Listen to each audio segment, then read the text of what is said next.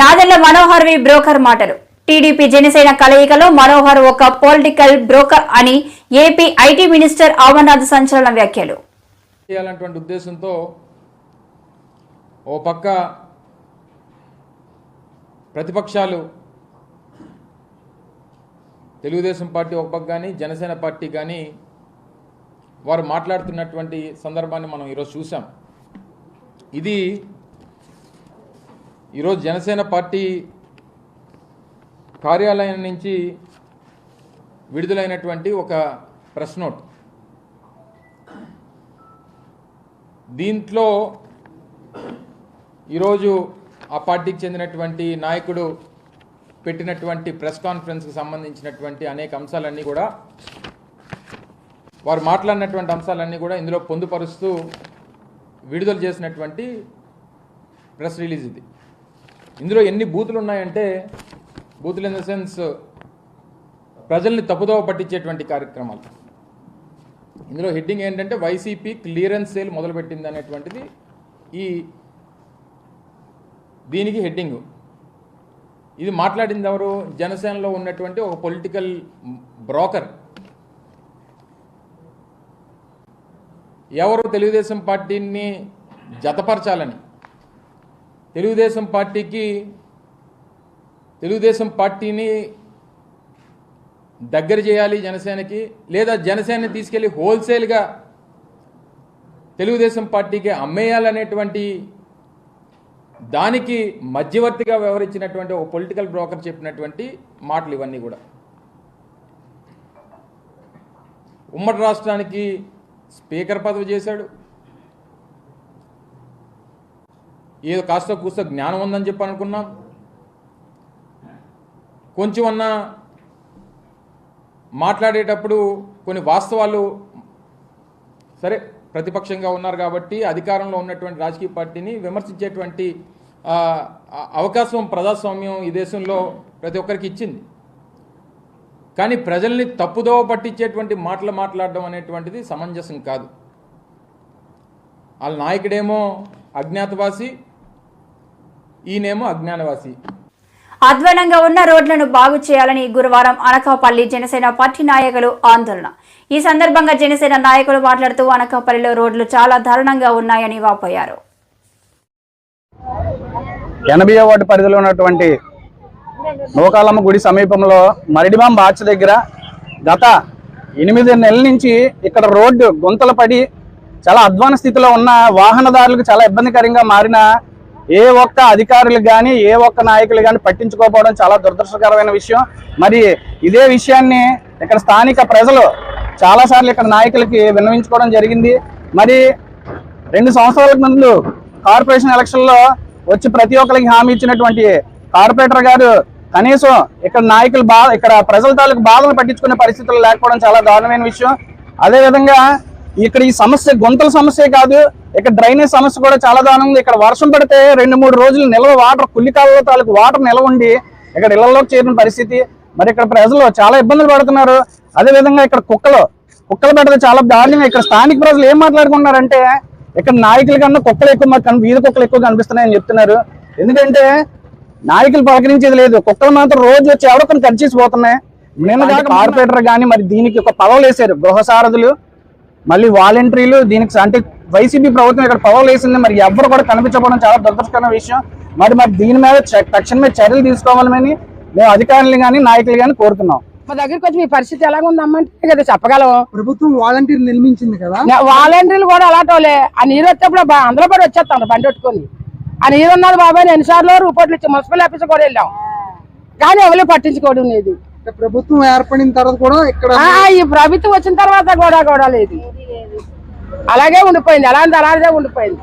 అవి చేసుకొద్ది కాలాలు బాబు ఏమవుతుంది, నీరు కొద్దిగా అడలు చేయాలా, కొద్ది లోతు ఏ కాన్పేటర్ వచ్చినా ఏదన్నా. టీడీపీతో 10 ఏళ్ళైనా పోతూ ఉండాలి పవన్. ఏపీ బాగుండాలంటే కనీసం 10 ఏళ్ళైనా టీడీపీతో పోతూ ఉండాలి జనసేన అధినేత పవన్ కళ్యాణ్ అభిప్రాయపడ్డారు. వచ్చే ఎన్నికలలో జనసేనకు అవకాశం ఇచ్చి చూడండి. ఒక్క సీటు కూడా వైసీపీకి వెళ్లకుండా పనిచేయాలి. నీటి సమస్య, వలసలు తగ్గి రాష్ట్రంలో ఉపాధి అవకాశాలు పెరగాలి. మైనార్టీల అవసరాలకు అనుగుణంగా విధానాలు రూపొందిస్తాం. వారికి అన్యాయం జరిగితే నేను మైనార్టీల వాళ్ళపై ఉంటా అని కార్యకర్తల భేటీలు భరోసా కల్పించారు. ఆహ్వానం పలుకుతా ఉన్నాం జనసేన పార్టీ నుంచి. ఇది ఇలాంటి సమయంలో మీ అందరి పార్టీలోకి రావటం మనస్ఫూర్తిగా చాలా ఆనందదాయకం. జనసేన పార్టీ అనేక ఒడిదుడుకులను ఎదుర్కొని ఇక్కడ దాకా వచ్చాం. దశాబ్ద కాలంగా వైసీపీ లాంటి గుండా నాయకులను ఎదుర్కోగలుగుతున్నామంటే యువత బలం, ఎక్కడికి వెళ్ళినా మహిళలు చాలా బలంగా జనసేనకి మద్దతు ఇవ్వడం చాలా శుభసూచకం. దిక్కు లేకుండా అయిపోయింది ఆంధ్రప్రదేశ్, కుక్కలు చింపిన ఇస్తర్లా అయిపోయింది వైసీపీ పాలనలో. దీనిని గాడిలోకి పెట్టాల్సిన అవసరం ఉంది. నా ఉద్దేశంలో ఎప్పుడు మీరు మైనారిటీ అనే పదం నాకు ఎప్పుడు ఇబ్బందిగా ఉంటుంది. ఎందుకంటే మిమ్మల్ని మెయిన్ స్ట్రీమ్లో ఉండాలి అని కోరుకునేవాడిని. మైనారిటీ అనే ఒక పదంతో మిమ్మల్ని మీరు దూరంగా అయిపోవడం నాకు చాలా బాధ కలిగిస్తుంది. అందువల్ల మీరు మెయిన్ స్ట్రీమ్ నాయకులుగా ఉండాలి మీరు అందరూ మనస్ఫూర్తిగా నేను కోరుకుంటాను. ముఖ్యంగా మహిళలు ఉన్నారు, మా అక్క చెల్లెళ్ళు, ఆడపడుచులు. నాకు మతాల మీద చాలా చాలా గౌరవం. చాలాసార్లు సభలు జరుగుతున్నప్పుడు నమాజ్ వినిపిస్తే మర్యాదపూర్వకంగా ఆపేస్తాను నమాజ్ అయ్యే వరకు. అది మీ అందరికీ తెలుసు. ముఖ్యంగా ముస్లిం సమాజానికి మీ అందరికీ ఒక భయం, ఒక ఇబ్బందికరమైనది ఏముంటుందంటే నేను బీజేపీతో ఉన్నాను, అది అందువల్ల మేము రాలేకపోతున్నాం అని చెప్పి నన్ను ప్రేమించే చాలామంది నా అభిమానులు కూడా చెప్తూ ఉంటారు. కానీ మీకు అన్యాయం జరిగినా, మీకు ఆపదొచ్చినా నేను మీకు ఓట్లేస్తారని చేయను, కానీ నేను సాటి మనిషిగా మానవత్వంతో మీకోసం నిలబడతాను. నేను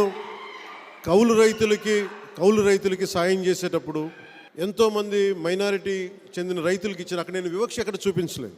నేనేం ఆలోచిస్తానంటే మతానికి సంబంధించినంత వరకు మతం మనం దేవుణ్ణి ప్రార్థించడం కోసం, సామరస్యపూర్వకంగా ఉండడం కోసం. కానీ మనందరం పాటించాల్సింది రాజ్యాంగం, భారత రాజ్యాంగాన్ని. రాజ్యాంగ పరిధిలోనే మీకు అన్నీ అండగా ఉంటాం.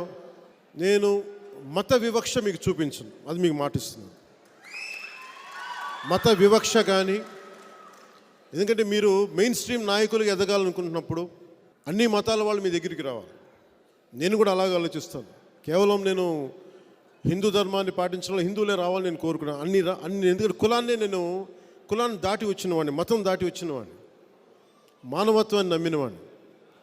ముఖ్యంగా వైజాగ్ సౌత్కు సంబంధించి చాలామంది ముస్లిం నాయకులు నా దగ్గరికి అంతకుముందు కూడా వచ్చినారు. వారందరి ఇబ్బందులు, కష్టాలు తెలుసు. మనస్ఫూర్తిగా సాదిక్ గారి సమక్షంలో చెప్తా ఉన్నాను. ఇక్కడికి వచ్చిన మా ఆడపడుచులకి, పెద్ద తల్లులకి, అక్క చెల్లెలందరికీ కూడా పేరు పేరుని చెప్తున్నాను. యువతకి నేను మీకు అండగా నిలబడేవాడిని. నేను ఎక్కువ చెప్పదలుచుకోలేదు. భవిష్యత్తులో మీకు ఏం చేస్తాను వివరంగా చెప్తాను వైజాగ్ వచ్చినప్పుడు. మీరు ఒకసారికి జనసేనని నమ్మండి. ముఖ్యంగా మతానికి సంబంధించిన అవగాహన నేను ఎలా చూస్తానంటే, నేను ముస్లిమ్స్ని ఒక మైనారిటీ ఓట్ బ్యాంక్ అని నేను చూడను. ఓట్ల కోసం ముస్లిమ్స్ని వాడుకుందాం, మీకు నచ్చే 4 మాటలు మాట్లాడదాం, ఓట్లు తీసేసుకుందాం అనే కంటే కూడా నేను ఆలోచించేది మీ ప్రాంతాల్లో అభివృద్ధి ఎలా ఉండాలి, మంచి చదువులు చదివేలాగా మీకు విద్యావకాశాలు, అలాగే మీరు విదేశాలకు వెళ్ళాలంటే మీకు ప్రభుత్వం నుంచి ఎలాంటి సహాయాలు రావాలి, ముస్లిం మహిళలకి, ఆడపడుచులకి ఎలాంటి అవసరాలు ఉన్నాయి, అవన్నీ మీతో మాట్లాడి తెలుసుకొని దానికి తగ్గట్టుగా కార్యక్రమాలు చేయటం, దానికి తగ్గట్టుగా పాలసీలు రూపొందించడం, ఇలాంటివన్నీ చేస్తాం. మీరు ఈ ఒక్క ఎలక్షను ఒక ప్రయత్నం చేసి చూడండి. మీరు సంపూర్ణంగా ఒక మనిషిని నమ్మాలి అని నేను అనుకోవట్లేదు. వైసీపీని చూశాను, కానీ మీరు నన్ను జనసేనని నమ్మండి. నేను ఈ రోజు వరకు కూడా ఒక మాట ఇస్తే నేను వెనక్కి వెళ్ళాను. నేను అన్నీ ఆలోచించే మాట ఇస్తాను మీకు. ఎందుకంటే నేను ముస్లిం రక్షణ, అభివృద్ధి చాలా కీలకం. సో అందుకని మీరు మనస్ఫూర్తిగా మమ్మల్ని నమ్మి. విశాఖ ఆర్గానిక్ మేళను సందర్శించిన కమిషనర్. విశాఖ ఆంధ్ర విశ్వవిద్యాలయం గ్రౌండ్లో నిర్వహిస్తున్న ఆర్గానిక్ మేళాను జీవీఎంసీ కమిషనర్ సాయికాంత్ వర్మ, మాజీ ఎమ్మెల్సీ పివిఎన్ మాధవ్ సందర్శించారు. మేళాలో ఏర్పాటు చేసిన ఉత్పత్తులను పరిశీలించారు. ఆర్గానిక్ ఉత్పత్తుల గురించి నిర్వాహకులకు వారికి వివరించారు. ఈ సందర్భంగా కమిషనర్ మాట్లాడుతూ ఆర్గానిక్ ఉత్పత్తుల్లో ఎన్నో ప్రయోజనాలు ఉంటాయన్నారు. ఈ వ్యవసాయంతో చేసినటువంటి పరికరాలు కానీ అన్నిటినీ కూడా ఇక్కడ ఈరోజు ఈ స్టాల్ ఏర్పాటు చేసి ఈ ఎగ్జిబిషన్ ఇక్కడ ఏర్పాటు చేయడం, దీంట్లో ఇది సందర్శించడానికి రావడం ఎంతో సంతోషంగా ఉంది. ఇక్కడ అసలు అంటే ఆర్గానిక్ ఫార్మింగ్ ద్వారా ఎటువంటి ప్రోడక్ట్స్ మనకి ఈరోజు మార్కెట్లో ఉన్నాయి అనేది ఒక అవగాహన తెలుసుకోవడానికి ఇది ఒక చక్కటి వేదిక. అంతేకాకుండా ఇక్కడికి వచ్చిన వాళ్ళందరూ నేరుగా రైతులు మరియు చిన్న చిన్న పరిశ్రమలు చేసుకునే వాళ్ళందరూ వచ్చారు కాబట్టి వాళ్ళకు కూడా నేరుగా కస్టమర్లతోనే మాట్లాడి వారి యొక్క ప్రోడక్ట్స్ని నేరుగా కస్టమర్స్కి అందించేటువంటి ఒక మంచి అవకాశం ఇక్కడ ఏర్పడింది. సో ఇటువంటి ఈ ఎగ్జిబిషన్కి ఈరోజు వచ్చి ఈ పార్టిసిపేట్ చేయడం ఎంతో సంతోషంగా ఉంది. విశాఖ నగర ప్రజలందరూ కూడా మన విశాఖ నగరాన్ని ఒక ఆరోగ్య నగరంగా తీర్చిదిద్దాలి అంటే మనం అందరం కూడా ఈ ఆర్గానిక్ ఫార్మింగ్, ఆర్గానిక్ పరంతో చేసినటువంటి ఆహార పదార్థాలే తీసుకోవడం వల్ల మనుషుల యొక్క ఆరోగ్యం అన్నీ పెరుగుతుంది అని ఆశిస్తూ విశాఖ నగర ప్రజలందరూ కూడా ఈ ఎగ్జిబిషన్కి వచ్చేసి ఇక్కడ ఉన్న అనేక రకాల పదార్థాలు, ఆర్గానిక్ ప్రోడక్ట్స్ అన్నింటినీ కూడా చూసి వాటిపైన అవగాహన పెంచుకొని ఇక్కడికి వచ్చిన రైతులకి నేను ఇంత మునుపు చెప్పినట్టు ఇప్పటికి కూడా ఇతిమిద్దంగా దేని వల్ల వస్తుందో చెప్పలేకపోతున్నారు. దీని మీద చూస్తే కొన్ని టాక్సిన్స్ అన్ని వాటర్ లెవెల్లో రావడం, ఆ నీళ్లు తాగడం, సిలికాన్ సాయిల్లో ఉండడం, ఇలాంటి కారణాల వల్ల వచ్చిందని చెప్పి కూడా చెప్పారు. నేను 2-3 కమిటీలు కూడా ఇప్పించాం, గవర్నమెంట్ ఆఫ్ ఇండియాని పిలిపించాం. అదే మరి యుఎస్ ఆర్గనైజేషన్ వచ్చి అనలైజ్ చేశారు. ఇంకా పూర్తిగా మనకు రిపోర్ట్ ఇవ్వలేకపోతున్నారు. దీని వల్ల వస్తుందని పూర్తిగా చెప్పలేకపోతున్నారు. కానీ దీనిపైన నేను కొన్ని నిర్ణయాలు కూడా చేయాలనుకుంటున్నాను. కలెక్టర్ కూడా ఆదేశాలు ఇస్తున్నా. ఎన్టీఆర్ మెమోరియల్ ట్రస్ట్ కూడా ముందుకు వచ్చారు. అదే మరిగా పంచాయతీరాజ్ కమిషనర్ గారు వీళ్ళందరూ ఉండి 9వ తారీఖు మార్నింగ్ వస్తున్నారు. వచ్చి అన్ని గ్రామాలకు మినరల్ వాటర్ ఇచ్చేట్టుగా, మంచి క్వాలిటీ వాటర్ ఇచ్చేట్టుగా తొందరలోనే కార్యక్రమాన్ని చేపడతాం. అన్ని గ్రామాలకు ఇస్తాం. ఇప్పటికే డయాలసిస్ శ్రీకాకుళంలో పెట్టాం, డెక్కల్లో కూడా పెట్టాం. ఇంకొక 2 డయాలసిస్ వచ్చి నిన్నే పాలకొండలో కూడా ఇనాగరేట్ చేశారు. ఇంకా సోంపేటలో, పలాసలో 2 కావాలి. ఆ 2 కూడా శాంక్షన్ చేసి ఇక డయాలసిస్ కావాలంటే ఎక్కడికి పోయే పని లేకుండా ఇక్కడనే చేపించే బాధ్యత ఈ ప్రభుత్వం తీసుకుంటామని చెప్పి కూడా నేను మీకు తెలియజేస్తున్నాను. ఏమేం కావాలనో ఆ ఏర్పాట్లు చేసి మొబైల్ డిస్పెన్సరీలు పంపిస్తానని చెప్పి కూడా నేను మీకు తెలియజేస్తున్నాను. ఇక్కడే 200 బెడ్లతో super speciality cum research hospital కు వెంటనే వచ్చి టెంకాయ కొడతాం. 2 సంవత్సరాలలో హాస్పిటల్ పూర్తి చేసి నడిపిస్తాను అని చెప్పి మీ అందరికీ కూడా హామీ ఇస్తా ఉన్నాం. మంచి డాక్టర్లను తీసుకొస్తాము, నెఫ్రాలజిస్టులను అక్కడే తీసుకొస్తాము. తీసుకురావడమే కాకుండా గ్రామాలకు వ్యాధి ప్రారంభ దశలోనే ట్రీట్మెంట్ అందేట్టుగా పరీక్షలు చేస్తాము. పరీక్షలు చేయడమే కాకుండా గ్రామాలకు వెళ్లే మందులు ఉచితంగా సరఫరా చేయించే కార్యక్రమం కూడా చేస్తాము అని చెప్తా ఉన్నా. అన్ని రకాలుగా తోడుగా ఉంటాము అని చెప్పి మరొకసారి చెబుతూ డయాలసిస్ చేయించుకుంటా ఉన్న ఆ కిడ్నీ రోగులకు తోడుగా ఉంటామని, పెన్షన్ వాళ్లకు 10,000 రూపాయలు ఇస్తాము అని చెప్పి కూడా ఆ రోజు చెప్పిన మాటలు నాకు గుర్తున్నాయి. అసలు ఈ కిడ్నీ రోగాలు ఎందుకు వస్తా ఉన్నాయి అంటే దానికి కారణం మనం తాగే నీళ్ల క్వాలిటీ బాగలేదు కాబట్టి వస్తా ఉన్నాయని తెలిసినా కూడా పట్టించుకొని ఈ ప్రభుత్వం తీరును చూసా. ప్రతి ఒక్కరికి నేను ఇవాళ చెప్తా ఉన్నాను, త్రాగడానికి నీళ్ల క్వాలిటీని మారుస్తాం. త్రాగడానికి రిజర్వాయర్ల గుండా కాలువలు తీసుకొచ్చి కాలువల ద్వారా కాలువల ద్వారా సాగునీరు, తాగునీరు ప్రతి ఒక్కరికి అందేట్టుగా చేస్తాము సర్ఫేస్ వాటర్ ద్వారా అని చెప్తా ఉన్నా. ఇక్కడ ప్రజలకు కిడ్నీలకు సంబంధించిన అనేక సమస్యలు, దానివల్ల అనేక కుటుంబాలు వాళ్ళ జీవితాలన్నీ కూడా అల్లకల్లోలం. ఇవన్నీ కూడా మన కళ్ళ ఎదుటనే కూడా కనిపిస్తా ఉన్న సత్యాలు. ఈ పరిస్థితిని నా పాదయాత్రలో నా కళ్ళారా కూడా చూడడం కూడా జరిగింది. ఈ ప్రాంతానికి నేను వచ్చినప్పుడు, నన్ను ఇక్కడ ప్రజలు కలిసినప్పుడు, వాళ్ళ గోడు చెప్పినప్పుడు వాళ్ళందరికీ కూడా నేను చెప్పిన మాట నాకు ఇవాళటికి కూడా గుర్తుంది. ఆ రోజు నేను అన్నాను, నేను చూశాను నేను విన్నాను, నేను ఉన్నాను అని చెప్పి ఆ రోజు చెప్పడం జరిగింది. ఆ రోజు కూడా నాకు బాగా గుర్తుంది. 2018లో డిసెంబర్ 30వ తారీఖున ఇదే పలాసలో బహిరంగ సభలో ఇక్కడే మాట ఇవ్వడం జరిగింది.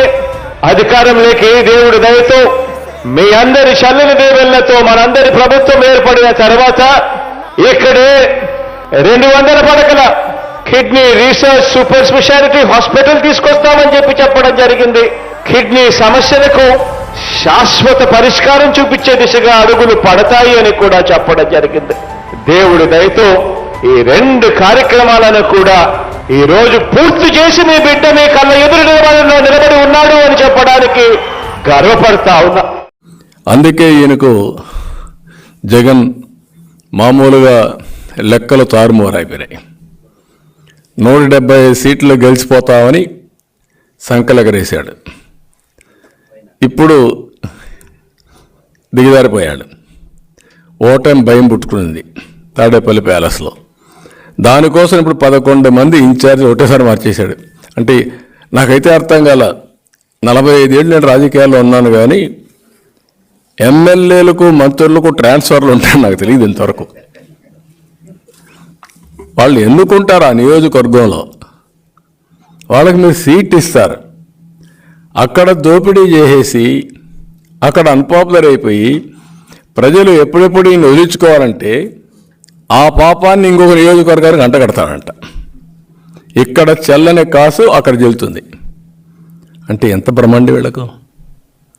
ఎక్కడికి పోతున్నారు మీరు? 4.5 సంవత్సరాలుగా 5 సంవత్సరాలుగా మీ ఎమ్మెల్యేలు ఆంబోతుల మారిగా రోడ్డు మీద పడి ఎక్కడికక్కడ భయభ్రాంతులు చేశారు మీ వాళ్ళందరూ. మామూలు కూడా కాదు. ఆడపిల్లలకు రక్షణ లేకుండా పోయింది, ప్రజానీకం యొక్క ఆస్తులకు రక్షణ లేకుండా పోయింది. మీకు ఏ దొరికితే చేశారు. అది చేసి ఈరోజు ప్రజలు రివోల్ట్ అయి తిరుగుబాటు చేసే పరిస్థితి వస్తే అందరినీ ట్రాన్స్ఫర్ చేస్తాడంట. 5 మంది దళితుల్ని ట్రాన్స్ఫర్ చేశాడు. అందులో 3 మంత్రులు, 2 మంత్రులు దళితులు, ఒక బీసీ మంత్రి, ఇంకో పక్కన 3 బీసీ ఎమ్మెల్యేలు. అందరినీ ట్రాన్స్ఫర్ చేసి మళ్ళీ గెలిపించేస్తారంట. 170 గెలిపించేస్తారంట. అంటే నేను అడుగుతున్నా, నీకు బీసీ మీద అంత ప్రేమ ఉంటే పులివెందల నెంబర్ 1 సీట్ కదా, ఆ సీట్లో నువ్వు గెలిపించచ్చు కదా. నువ్వు పెద్ద మహానాయకుడివి కదా, నువ్వు ఎక్కడన్నా గెలుస్తావు కదరా. నిలబడి వేరే కాన్స్టిట్యున్సీ తేలిపోతుంది నీ పని కూడా. పులివెందులు కాకుండా ఇలాంటి తప్పుడు మార్గాలు పెట్టి అక్కడుండే పులివెందుల్లో ఉండే క్యాండిడేట్ని కూడా ఎన్ని ఇబ్బందులు పెట్టాలో నిన్న చూసి 2వ జైలు పోయి వచ్చాడు. ఇంకెన్నిసార్లు పోవాలో చూడాలి. ఎలక్షన్స్ ముందు ఎన్నిసార్లు పోయినా ఈసారి ఏమవుతుందో వీళ్ళు చూడబోతున్నారు. ఇంకో పక్కన మనం చూస్తూ ఉంటే, ఓకే వీళ్ళందరినీ చేసావు కదా, బాలినేని పైన ఎన్ని విన్యాసాలు జరిగాయి. సీట్ ఇవ్వని అని చెప్పావా? ట్రాన్స్ఫర్ చేస్తానని చెప్పావా? కాకినాడ ఎమ్మెల్యే ఉన్నారు కదా, మొత్తం దోపిడీ అంతా నీ బినామీ ఆయనే కదా, మొత్తం ఆయనగా చేసే పనులని అందరూ ఆందోళన చేశాం కదా. నేను కూడా మొన్న ఆందోళన చేశాం కదా, ఇసుక అంతా చూపించాం కదా. ఈ ఇసుక ఎవరితో చెప్పండి మీరుని. పేరు ఎందుకు చెప్పడం, నేను వాళ్ళ పేరు చెప్తే నాకే చిన్నతనం. ఏం చేశావు అంటే, దోపిడీదారులు నీ మనుషులైతే నీ పేరు పెట్టి దోపిడీ చేస్తే అది దోపిడీ కాదు. ఏదో ఎస్సీలు వీళ్ళంతా ఉంటే అమాయకులు కాబట్టి వాళ్ళ సీట్లు తీసేస్తావు, ఎవరు బయట పంపించేస్తావు. ఇంకొక పక్కన మీరు చూస్తే ఇన్ని చెప్పావు. 100 కోట్ల రూపాయలు ఫైన్ వేశారు పొంగునూరు ఎమ్మెల్యే నీ మంత్రి. ఎవరేసారు? ట్రిబ్యునల్లో ఎన్జిటీలో చాలా స్పష్టంగా జడ్జిమెంట్ ఇచ్చారు. 100 కోట్ల రూపాయలు ఫైన్ వేశారు. వీళ్ళు సుప్రీంకోర్టు పోతే 50 కోట్ల రూపాయలు కట్టమంటే కట్టారు. ఎవరి డబ్బులు అది? రాష్ట్ర ఎక్స్చెక్కర్ నుంచి కట్టారు, ప్రజలు కట్టే పన్నుల నుంచి కట్టారు. ఎందుకు మార్చలా? మార్చే ధైర్యం ఉందా మీకు? మార్చరు. అంటే పేదవాళ్ళు చూస్తే లెక్కలేనితనం. అందుకని ఇవన్నీ చూసినప్పుడు నేను అంటున్నా ఒకటే గుర్తుపెట్టుకోవాలి, 150 మందిని మార్చినా నువ్వు గెలవు. గుర్తుపెట్టుకో. నువ్వు చెప్పుకోవచ్చు, డబ్బులు ఇచ్చి సర్వేలు చేసి చేసుకోవచ్చు, ఎగరచ్చు. ఈ రోజుటికి ప్రజల్లో చాలా వ్యతిరేకత ఉంది. ఇప్పుడిప్పుడు బయటపడుతున్నారు. జనవరిలో మీరు చూస్తారు, ఫిబ్రవరి మార్చిలో మీరు చూడండి, నోటిఫికేషన్ వచ్చిన తర్వాత మీరు చూడబోతున్నారు. అడ్రస్ కూడా ఒక్కొక్కరు అడ్రస్ కూడా ఉండరు. వీళ్ళ యొక్క డిపాజిట్ గల్లంతయ్యే పరిస్థితి వస్తుంది. ఎప్పుడు కూడా ప్రజల్ని ఇంత టేక్ ఇట్ ఫర్ గ్రాంటెడ్ తీసుకోవడం చాలా దుర్మార్గం, ఇది నీచం. నీకు ఒక బాధ్యత అప్పచెప్పారు. ప్రభుత్వం అనేది ఒక ట్రస్టీగా వ్యవహరించాలి.